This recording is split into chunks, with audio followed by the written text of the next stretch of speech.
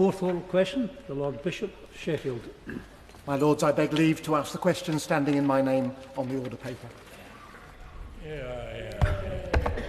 We are absolutely committed to improving transport infrastructure across the north of England.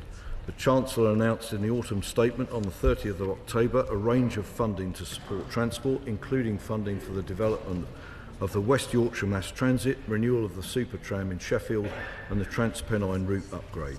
This includes an uplift to National City Region Sustainable Transport Settlement funding in 2025-26 of £200 million for mayoral combined authorities. I thank the Noble Lord the Minister for that answer.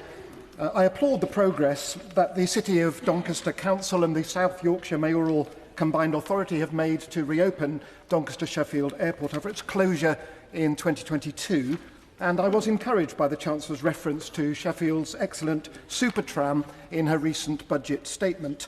But may I ask the Noble Lord the Minister what steps the Government will be taking to promote the fuller, greener integration of regional aviation, tram, bus and rail networks?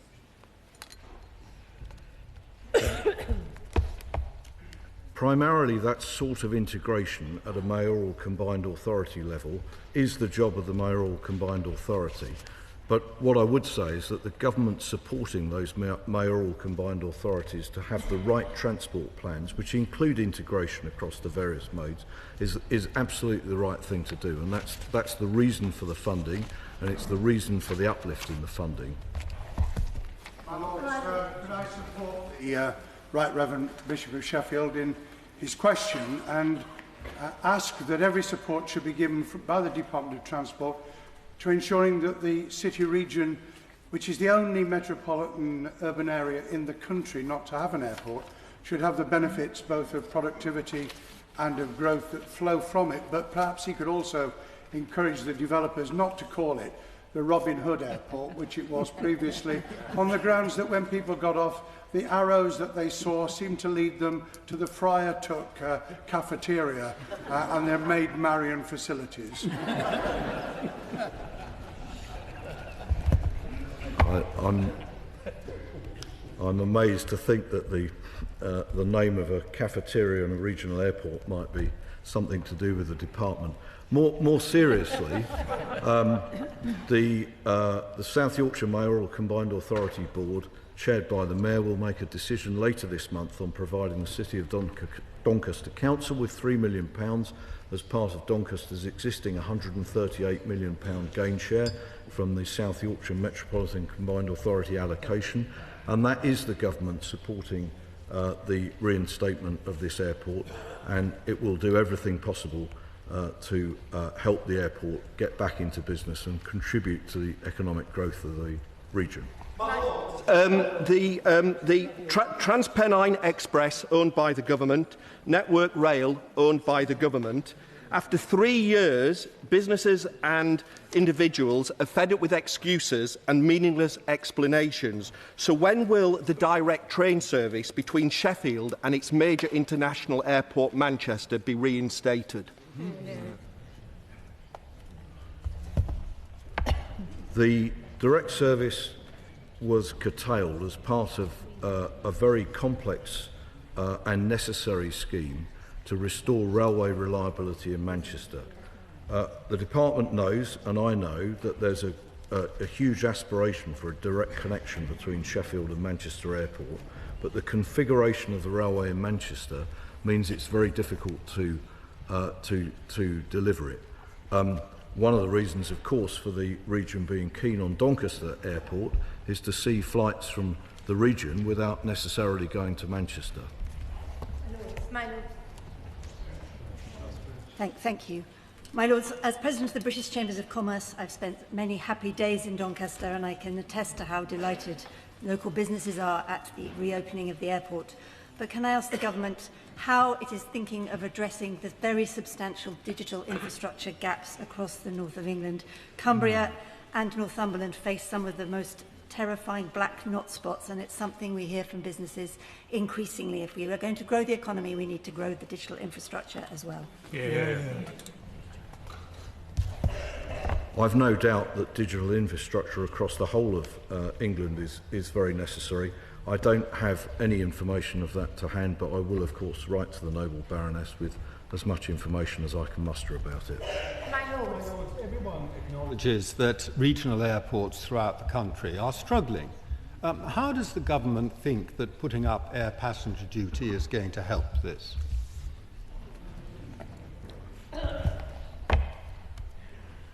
Air passenger duty hasn't changed for a considerable length of time, so increasing it at this time, my recollection is that it's no more than inflation would have been, and actually on the total cost of airfares it's a relatively small amount. My Lord, following the excellent questions from the Right Reverend Prelate and my noble friend Lord Blunkett, will the Noble Minister join me in congratulating Mayor Ros Jones for the part that she has played in the reopening of the airport? And will he support her request from her to the Department and to the Civil Aviation Authority to allow the necessary airspace once an operator for Doncaster Sheffield Airport is announced? I will, of course, join congratulations to Mayor Ros Jones, and the reopening of the airport is clearly very important locally and regionally. I am able to say that the department will support as much as it can the reinstatement of the airspace and the air traffic control needed to make the airport operational. Doesn't the government recognise, my lords, why doesn't the government recognise that links between the city of Newcastle upon Tyne and Edinburgh require an upgraded and safe A1, and that effective rail transport to northern cities from Newcastle depends on investment in the capacity of the East Coast Main Line? The government was faced, when it was elected, with an unachievable list of infrastructure promises from the previous government, and various schemes have not been able to be taken forward simply because there isn't the money to achieve them, of which the A1 is one. The East Coast Main Line has had a considerable amount of investment.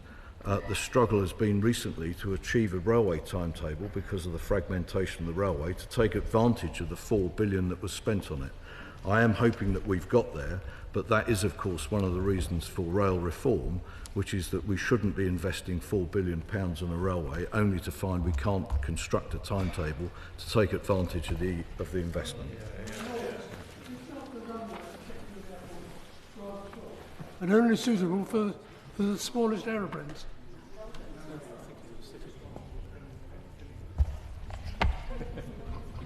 I don't have information about the length of the runway, I'm afraid. I'm sure that the proposition to reopen the airport takes into account its existing configuration, and I'm sure that the public bodies concerned in it are confident that the airport, with whatever length of runway it has, can support the local economy with the appropriate air services. My Lords, Manchester Airport is planning for an expansion of 150% in passenger numbers. Stansted, 28 million passengers to 43 million passengers. Leeds Bradford Airport has been looking for a 75% increase in passenger numbers. Yet in July, the Committee on Climate Change told the government that it must stop airport expansion, quote, without a UK-wide capacity management framework. Is this not just more public money going into what have to be white elephants, both in terms of demand and, crucially, our need to cut our climate emissions, particularly in terms of the promise Sir Keir Starmer just made at COP29? In relation to regional airports, there's a pressing demand from business to actually improve economic growth in those cities and regions by better and more convenient connectivity. The extent to which that means more flights is a separate question, but the support given to an airport like Doncaster in order to make business better and create economic growth in that region is, of course, something which is entirely consistent with the government's objectives. I see that plans for third runway at Heathrow have come to the surface again. Does the noble Lord the Minister accept that allowing this plan to develop and to catch the headlines again will inevitably undermine the viability and investment opportunities for airports in the north of England in general? My understanding of the recent suggestions about growth at Heathrow are that they are not currently focused on a third runway, but an expansion of the airport in order to cope with more passengers on the existing runways.